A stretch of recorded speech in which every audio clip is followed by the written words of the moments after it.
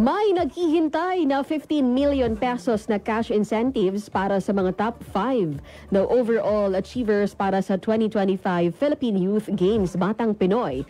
Ayon sa Philippine Sports Commission o PSC, ang overall champion ay makakatanggap ng 5 million pesos.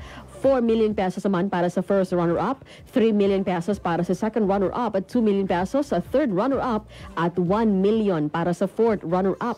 Gaganapin ang palaro sa Jensen nitong October 25 hanggang 31. Ang Batang Pinoy ay isang national sports competition para sa mga atletang Pilipino na wala pang 18 years old.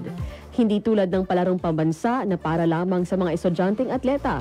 Bukas din ang Batang Pinoy para sa mga out-of-school youth.